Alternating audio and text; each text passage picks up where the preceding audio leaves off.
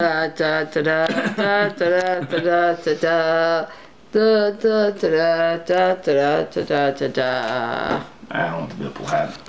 Okay. Welcome everybody to the very interesting. I'm expanding my theory series of movies because my theory series of episodes to actually include something else. What this is going to be is attempting to take an elements in movies and come up with a reasonable explanation why they're like that. So today's issue is ironically these movies, and the most interesting topic of all that everybody seems to not notice.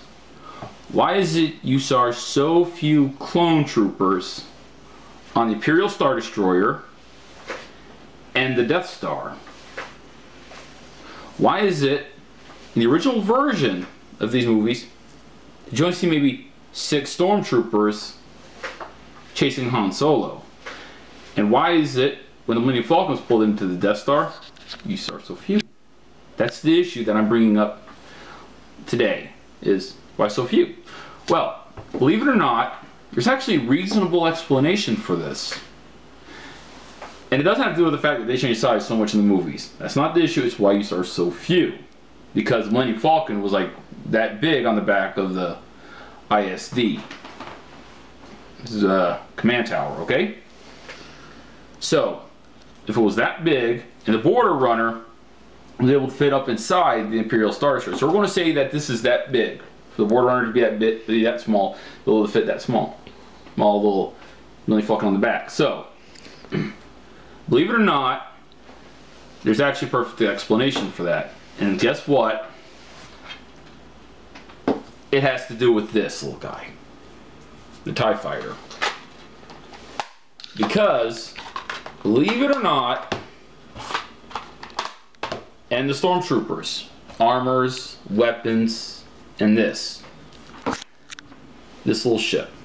If you look at this, the Imperial Star Destroyer as a command carrier battleship, that means that this ship will be carrying, as well as troops, command personnel, medical personnel, replacement TIE Fighter panels, engines, replacement guns, replacement armors, medical supplies, food supplies.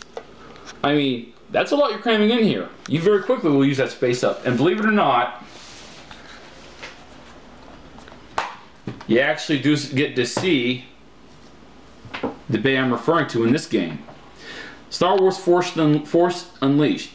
You actually go to one of the hangars where you actually see these panels.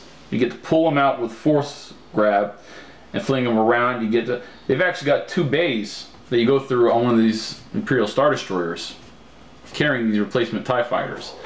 And then, granted it's never been actually officially said how it is, but inside the Star Destroyer they actually have these TIE Fighters sitting on racks going off the side of the hangar where the TIE Fighters are deployed. So, yeah, you're basically taking a lot of space up in there. That's one possibility. Now, here's another one. Why didn't you see billions of stormtroopers coming after your rebels when you had the Millennium Falcon captured by the Death Star? Well, believe it or not, guess what? There's actually another reasonable explanation for that one. Is that the Death Star could be carrying additional parts for Star Destroyers, and then as well as the replacement parts for TIE Fighters and Star Destroyers and the Death Star, guess what? This will be carrying replacement parts for the ISD as well. That means that in the event that this ship gets damaged, it needs replacement parts. Guess what? Bigger ship, more guns, more parts. You very quickly start using your space up if you actually think about this. Now, that's one possibility. Here's a second possibility that I'll be getting into in another video. But that's this video's theory. Here's the other one. Every stormtrooper in the Luke Skywalker movies looks different. Peter Cushing was in fact an actor being used as commander for one of the Star Destroyers.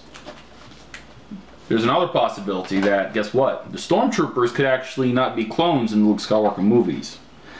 Because what if the planet where the clone troopers were made at actually broke away from the Empire for some reason? And then the Empire started taking in personnel and training them for stormtroopers. That's why they're all different looking outside their stormtrooper armors. Now remember, we're excluding the fact that technology at the time might have prevented them from doing that. Okay, this is based on that possibility. That what you see in the movies is what you get. So then, if the Empire is actually using anybody to get their hands on to train them for stormtroopers, then that means that there's one possibility in the first Star Wars movie that Vader's ISD you saw in it was actually had a good amount of clones still working in the Empire at the time. And then as time went on, the Empire started losing clone troopers because the Empire, being the Empire, is egotistical, thinking that nothing goes wrong in there. Meaning that the stormtroopers that you saw in the other two movies could actually have been rebel sympathizers, or even people that defected, which means that when on the Death Star they were calling stormtroopers down to stop the rebels from escaping, they might have not shown up at all. They might have been traitors. Which meant that when they were trying to stop the trench run in A New Hope from destroying the Death Star, they were intentionally not trying to stop them because they decided to sacrifice the Death Star to hinder the Empire. That's another possibility. Thank you for watching this theory on why you saw so few stormtroopers in the Luke Skywalker movies. This is excluding remakes because, let's face facts, big mistake remaking these. Thanks for watching. As always, links are in the description below. Put your theories why there were so few stormtroopers on the Star Destroyer and the Death Star, and I'll read them and do a comment video to them as well. Thanks for watching. Peace out.